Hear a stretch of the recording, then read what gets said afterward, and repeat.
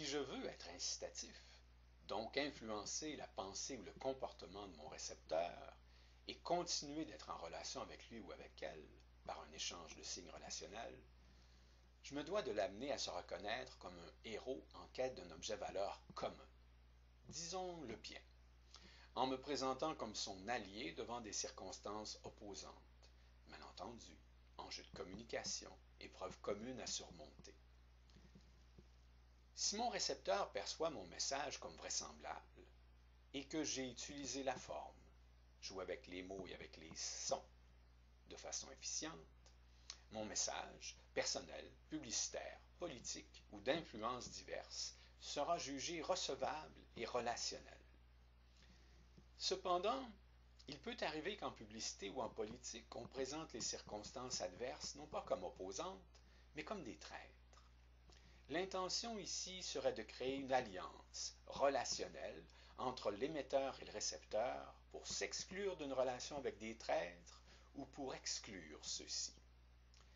Si le message porte sur une mauvaise habitude à corriger, trop mal manger, trop boire, etc., une telle manière de s'exprimer peut être efficace et bénéfique. Si le message vise une marque de lessive concurrente ou un parti politique dans une élection démocratique bien balisée, les conséquences d'une telle portion de la communication incitative ne sont peut-être pas catastrophiques. Mais si les traites sont une ethnie, un groupe minoritaire ou une personne ciblée, nous sommes devant des risques de dérive sérieux. Rappelons-nous les effets de Mein Kampf d'Adolf Hitler. En tout état de cause, si le récepteur n'est pas prêt, par l'action du filtre de recevabilité, à percevoir la partie adverse, l'opposant comme un traître, il risque fort de ne pas donner la suite attendue à mon message, par l'action du filtre d'acceptabilité.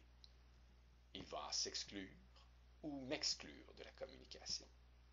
En revanche, si le récepteur reçoit et accepte mon message, il faudra prêter une attention aux conséquences bénéfiques, abandon d'une mauvaise habitude ou tragique, radicalisation, intolérance, terrorisme, génocide, de l'efficacité de la fonction incitative. Notre signe relationnel peut aller jusqu'à signifier l'exclusion, voire l'extermination de quelque chose ou de quelqu'un.